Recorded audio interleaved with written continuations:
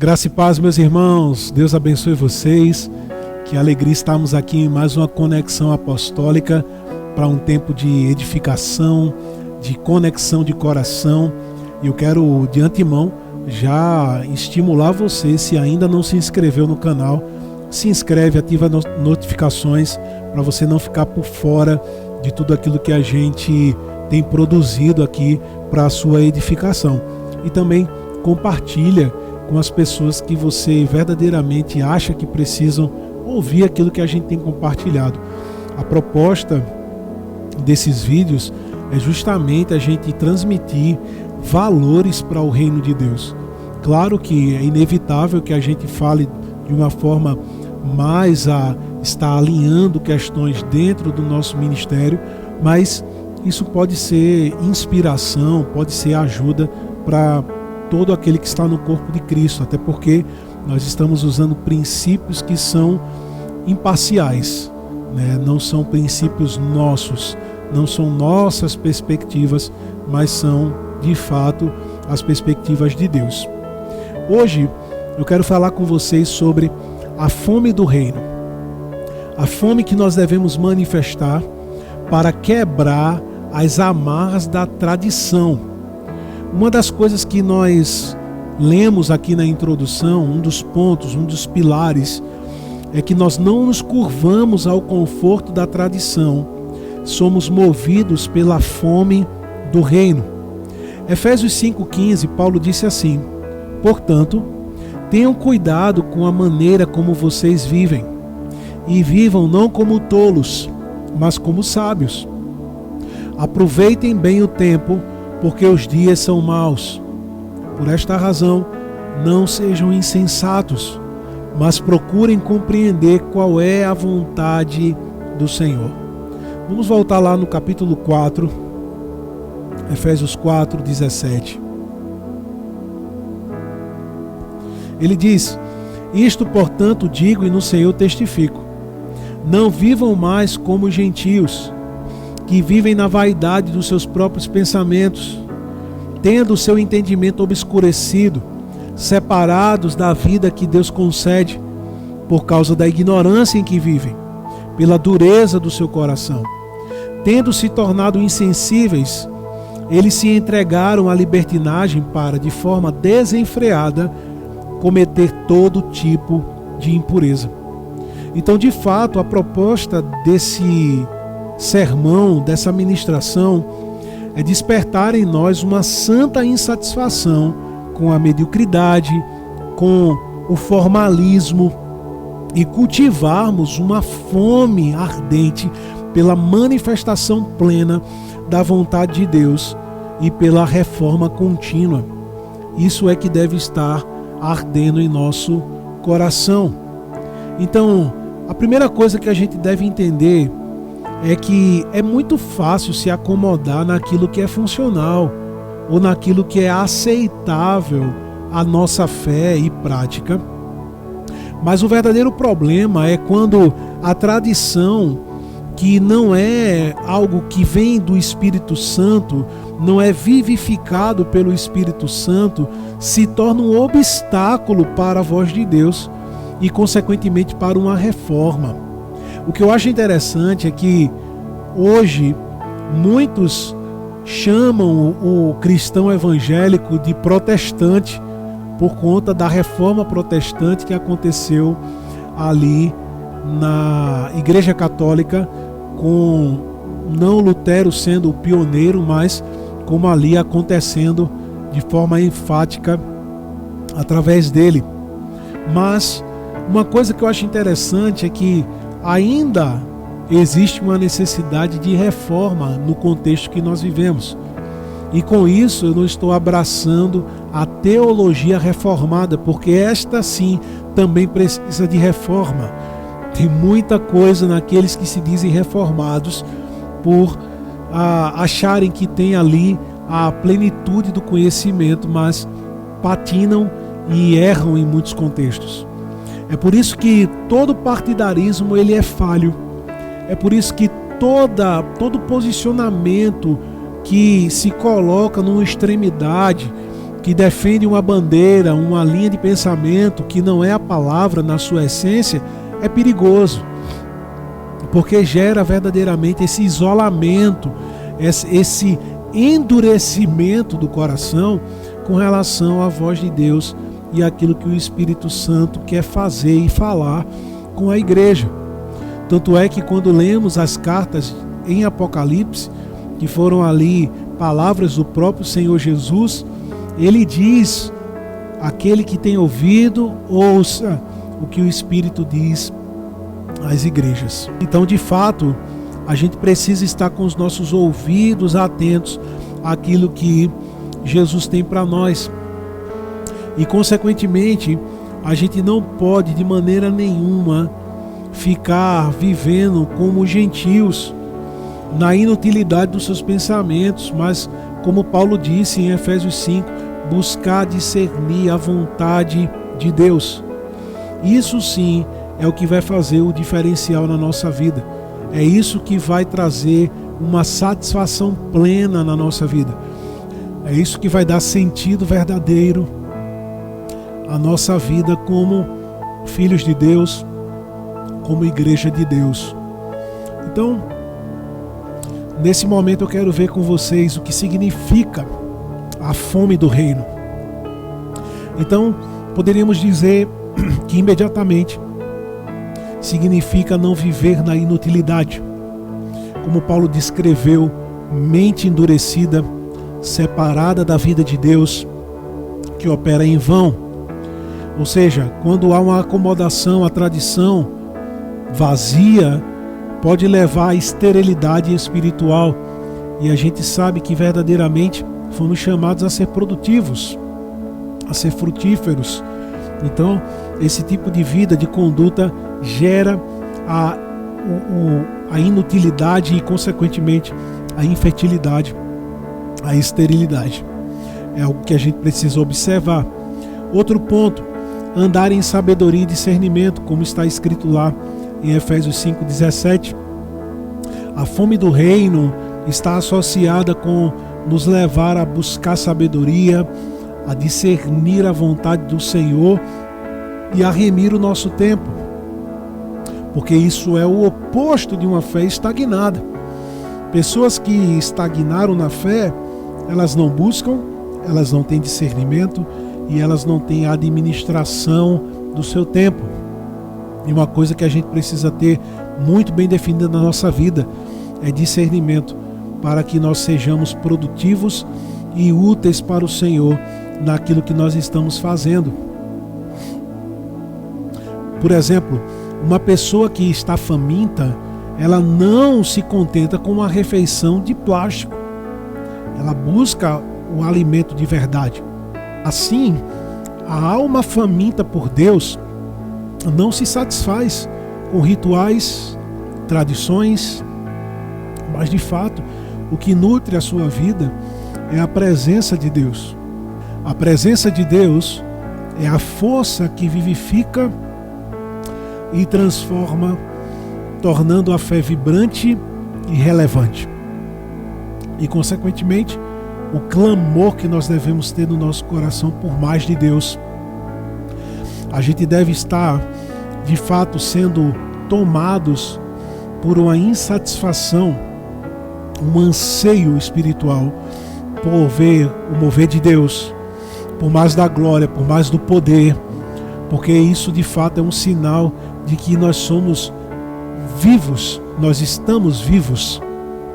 É isso que nós devemos priorizar em nossas reuniões, em nossa vida relacional como igreja, de casa em casa. A gente não pode entrar no tradicionalismo, mecanismo, no automático.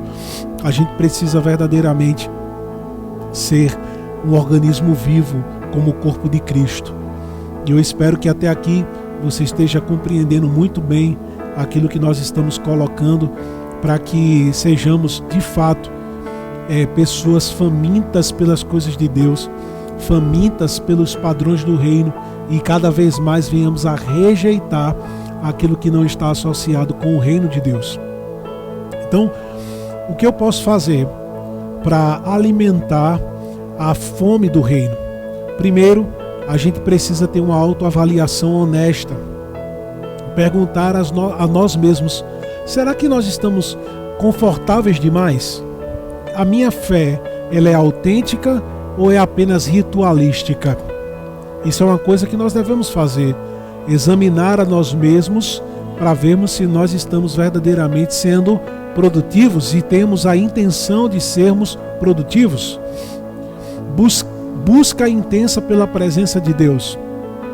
Como nós temos batido nessa tecla, priorizar a oração, o louvor genuíno, a meditação na palavra, ter uma vida devocional, não só no contexto da igreja local, mas também na nossa vida, no nosso dia a dia. Devemos ter uma abertura à reforma. Estar dispostos a questionar, refletir e mudar práticas que não produzem vida ou glória a Deus. A gente precisa refletir, a gente precisa pensar, a gente não pode só viver no automático. Uma das coisas que recebi recentemente como testemunho do curso bíblico que nós estamos ali trabalhando esse ano é que nossas aulas têm conduzido os alunos a pensar, a refletir, porque de fato muitas coisas fazemos ou pensamos porque meramente adotamos e não porque entendemos, porque aceitamos aquilo de forma clara e estamos vivendo da maneira que Deus nos chamou a viver. E o que seria a força motriz de tudo isso que nós estamos falando, que é a ousadia para o novo. Ser corajoso para seguir o Espírito Santo, mesmo que isso significa ir contra a corrente.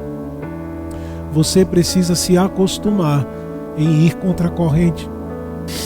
Você precisa verdadeiramente se abraçar com a ousadia que vem do Espírito Santo, se fortalecer nele para continuar firme naquilo que Deus chamou você para fazer. Nós estamos aí há aproximadamente 2 anos e meio trabalhando com o Ministério Renovo e, infelizmente, as pessoas que se desligaram, se desconectaram do contexto que nós estávamos ali trabalhando, elas alegaram motivos parecidos.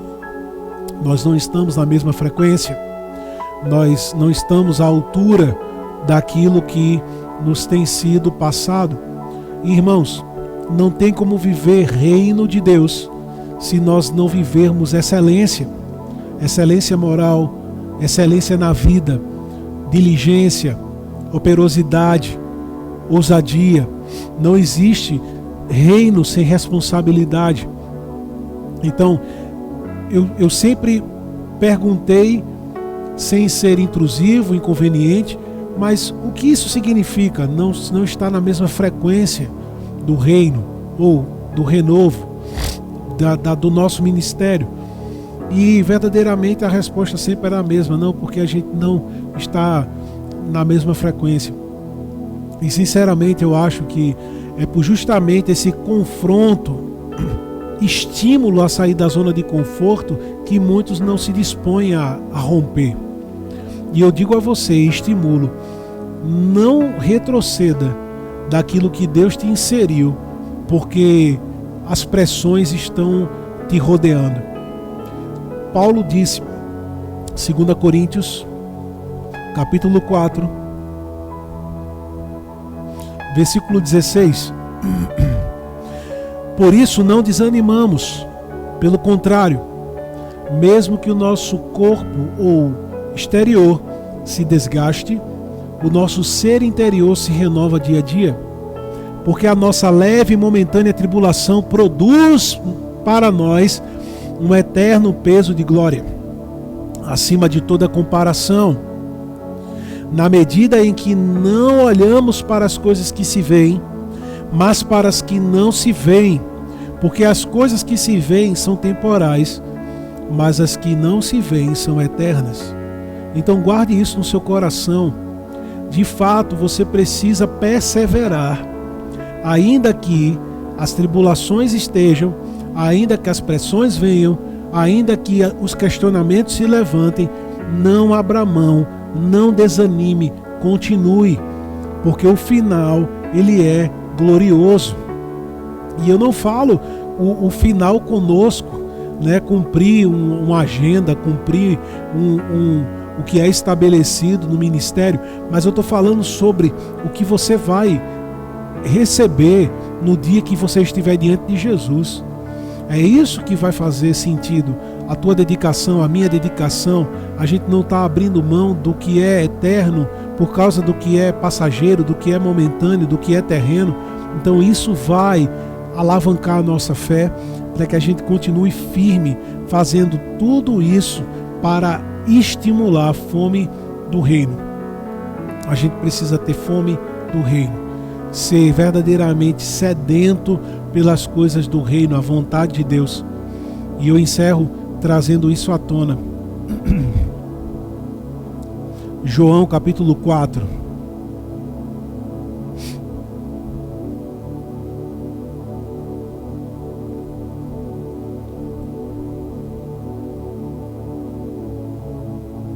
Versículo 31. Enquanto isso, os discípulos pediam a Jesus, dizendo: Mestre, coma.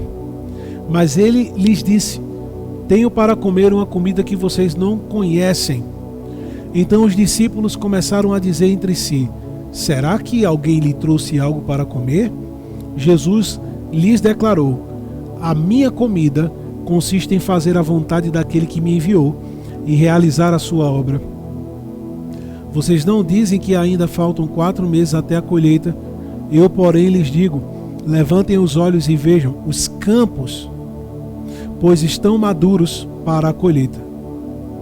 Então veja que a perspectiva de Jesus não era a perspectiva dos discípulos. Os discípulos achavam que Jesus estava falando de coisas naturais, de satisfação natural, de um alimento natural. Mas o que movia Jesus era a dinâmica do reino, era a vontade do Pai, era a vontade do Rei.